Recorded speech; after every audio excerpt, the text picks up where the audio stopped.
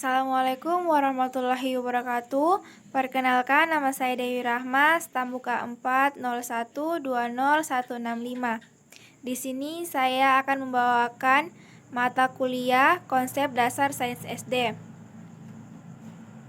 dengan judul materi yaitu hubungan makhluk hidup dengan lingkungan tempat tinggalnya. Setiap makhluk hidup membutuhkan tempat tinggal. Lingkungan tempat tinggal makhluk hidup biasanya disebut dengan habitat. Lingkungan adalah suatu kesatuan hidup antara kondisi fisik yang mencangkup keadaan sumber daya alam seperti air, tanah, matahari, mineral, kemudian flora dan fauna yang hidup di atas tanah, di dalam tanah maupun di perairan. Dalam lingkungannya, makhluk hidup itu tidak dapat hidup sendiri, tetapi makhluk hidup itu akan bergantung pada makhluk hidup lainnya dan sumber daya alam. Ada hubungan antara makhluk hidup dan lingkungan, baik itu lingkungan makhluk hidup maupun benda tak hidup. Hubungan itu akan menimbulkan timbal balik yang kompleks antara makhluk hidup dan lingkungannya yang saling berkaitan di alam, biasanya disebut dengan ekosistem.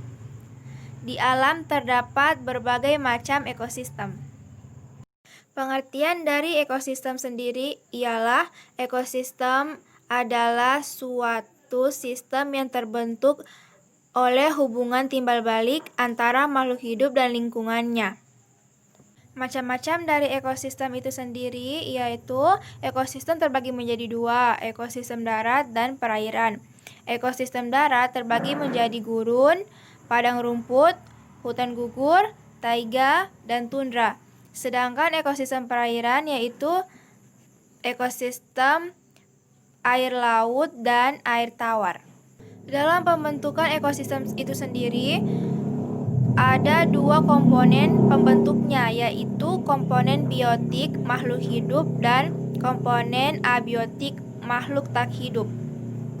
Komponen biotik ini adalah semua makhluk hidup yang berada di lingkungan, seperti manusia, hewan, dan tumbuhan. Komponen biotik terbagi menjadi tiga, yaitu produsen, konsumen, dan pengurai. Untuk produsen sendiri adalah suatu makhluk hidup yang dapat menghasilkan zat makanan untuk dirinya sendiri dan untuk makhluk hidup lain. Makhluk hidup yang berperan sebagai produsen adalah makhluk hidup yang mempunyai klorofil, yaitu zat hijau daun yang dapat digunakan sebagai fotosintesis untuk menghasilkan makanan. Konsumen merupakan makhluk hidup yang tidak dapat membuat makanannya sendiri. Sedangkan pengurai adalah makhluk hidup yang menguraikan hewan atau tumbuhan yang sudah mati. Komponen abiotik adalah benda tak hidup yang berada di suatu lingkungan. Keberadaan komponen tersebut sangat mempengaruhi jenis makhluk hidup yang menempati suatu lingkungan. Komponen abiotik yaitu cahaya, udara, air, dan suhu. Setiap makhluk hidup akan melakukan interaksi dengan makhluk hidup lainnya. Beberapa pola interaksi yaitu persaingan atau kompetisi, pemangsaan atau predasi, kerjasama atau simbiosis, dan antibiosis. Persaingan akan terjadi pada makhluk hidup yang membutuhkan bahan makanan. Pola persaingan ini akan merugikan bagi salah satu pihak yang kalah bersaing. Predasi. Selain melakukan persaingan, makhluk hidup akan mendapatkan makanan dengan memangsa makhluk hidup lainnya. Simbiosis. Simbiosis adalah beberapa makhluk hidup yang hidup berdampingan tanpa melakukan persaingan dan predasi. Simbiosis merupakan pola interaksi antara dua makhluk hidup yang berbeda jenis dalam satu lingkungan. Simbiosis itu sendiri terbagi menjadi 5, yaitu simbiosis mutualisme, simbiosis komensalisme, simbiosis amensalisme, simbiosis parasitisme, dan simbiosis netralisme. Simbiosis mutualisme adalah hubungan antara dua jenis makhluk hidup yang berbeda namun saling menguntungkan. Simbiosis komensalisme adalah interaksi antara dua jenis makhluk hidup yang berbeda yang menguntungkan salah satu organisme, namun organisme yang lain tidak dirugikan, tidak juga diuntungkan.